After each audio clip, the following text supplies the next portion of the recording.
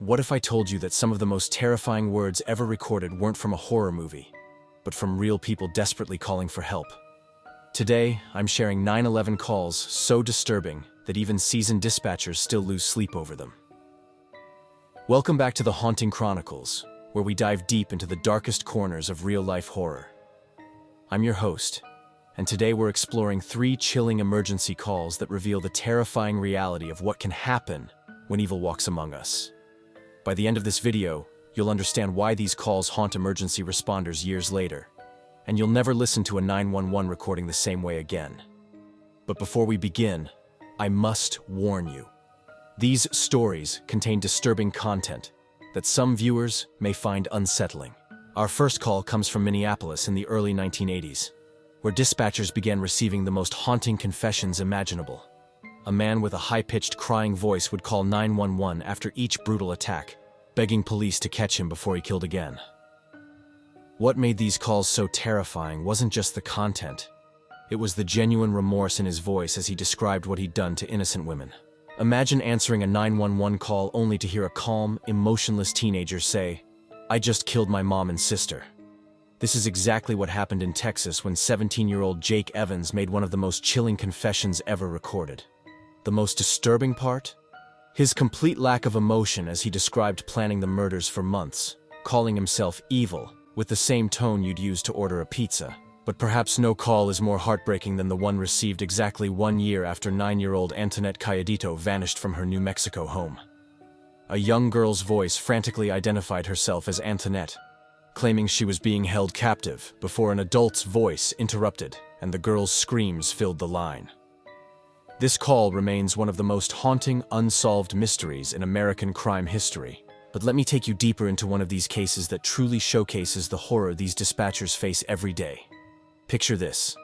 It's a quiet Tuesday night in 1982. Sarah, a veteran 911 dispatcher in Minneapolis, has just poured her 3rd cup of coffee when the phone rings. The voice on the other end is barely audible, high-pitched, crying, almost childlike. "I just hurt someone. I stabbed her. I can't help myself. I'm going to keep doing it." Sarah's blood runs cold. She's heard confessions before, but never like this. The caller, who would later be identified as Paul Michael Stephanie, sounds genuinely tormented, like he's fighting some internal demon he can't control. "Sir, where are you?" "We can send help," Sarah responds, following protocol. "You have to stop me," he sobs. "I don't want to hurt anyone else, but I can't stop. There's something wrong with me." Then the line goes dead. Over the next 3 years, Sarah and her colleagues would receive similar calls after each of Stephanie's attacks. Each time, the same weeping voice. Each time, the same desperate plea to be caught. The most chilling part? He was genuinely trying to get help, but the system failed him every time.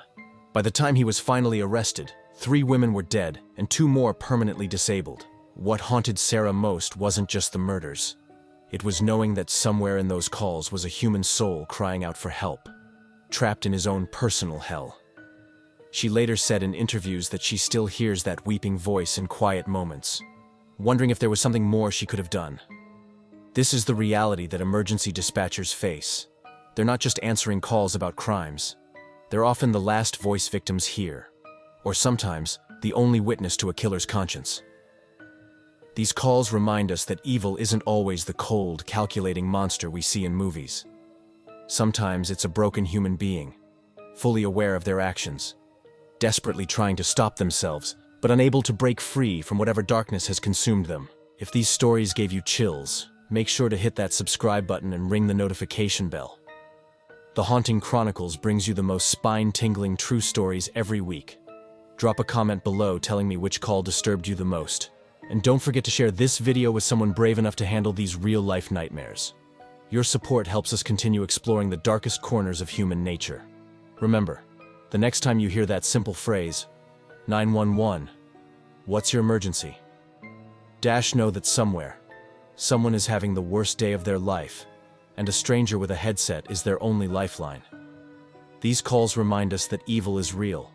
It walks among us, and sometimes, the most terrifying monsters are the ones hiding in plain sight. Until next time, keep your doors locked your loved ones close. And remember, some calls should never have to be made. This is the Haunting Chronicles, signing off.